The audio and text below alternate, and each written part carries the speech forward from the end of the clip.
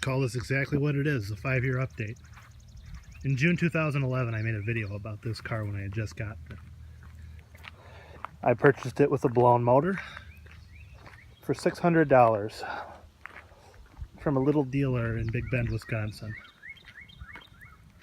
I had dealt with the guy before, so I got somewhat of a deal on the car. I paid $600 for it. As it is, it was in good shape. It only had 89,000 miles on it when I got it. I decided that I would put an engine in it. I had never swapped an engine before. I'd done a lot of work on these cars. I'd changed their transmissions before and done a lot of other work to them, but I'd never replaced an engine, so I figured this would be a challenge. So I bought it, and with the sick motor, I drove it home. I drove it 50 miles on a knocking motor, and I still have it 5 years later. I've had various other cars in between, and my father's driven this car quite a lot to work, but I still have it. Probably the longest car I've ever owned. I have a habit of not holding on to cars very long. It's a little dirty, but it is 20-something years old. Everything works. Even the CD player that's in it works. Original. Everything's all original. I didn't really change anything. I've changed the speakers and stuff. It has 148,000 on it now.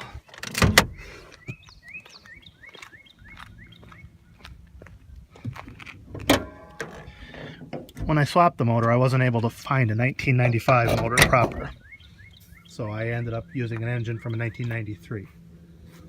Got a good deal on this from a local scrapper, Hebron Auto. The motor was low mileage and in good shape. The only difference is it's a 93.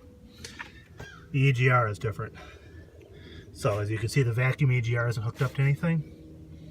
The other EGR is just down there. It doesn't hurt anything. It doesn't hurt anything not working. I get no check engine lights or anything from it as long as the valve is electronically plugged in, which it is. And the duct tape there is just so leaves and stuff don't get sucked into the vents and blow into the car. Overall, it's been a good car.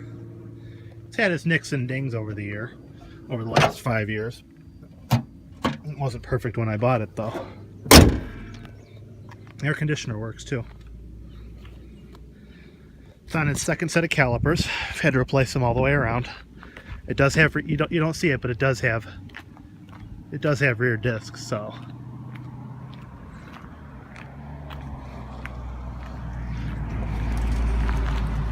Has rear disc brakes, which is kind of unusual for these. But a lot of the SL2s generally had those. Some of the SL1s had it too. Still has the plastic hubcaps. I think it's on its third set of tires. I just buy used tires. I'm cheap like that. It's hit 2 deer. When my dad was driving it, he hit 2 deer with it because he drives home at night. That's the worst of the damage there. That's the worst of the damage this car has gotten in the time we've owned it.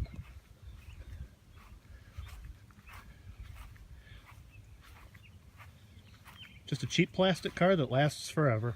This one doesn't burn oil or much of anything.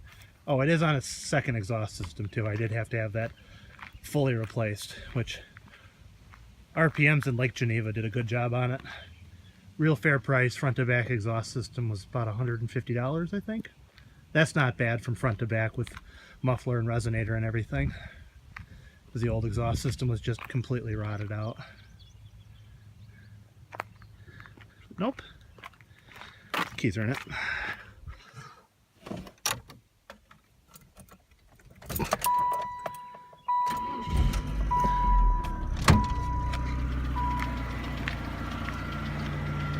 It does have a tick, but it always has.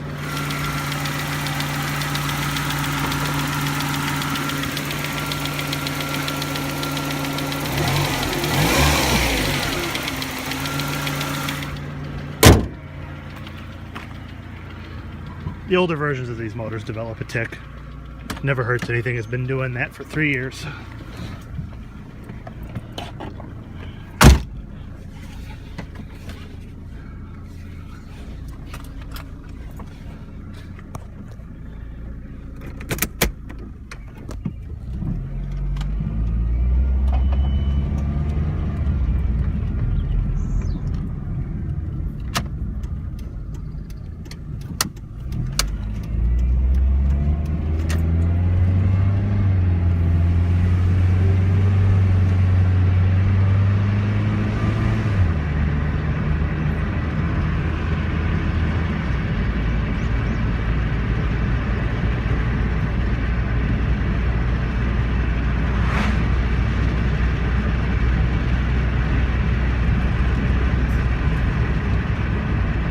speed demon car. But it's been rock solid reliable. It's got me and my dad from point A to point B with very little problems in the last 5 years, and that's what I like out of a cheap car.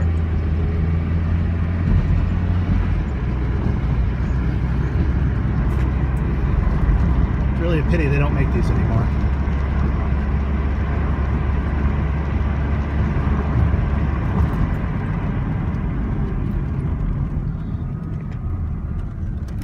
And I would say that's that. And there you go. That's the 5-year update on an already old car. Jeez, what is this thing? 95? Built in 94?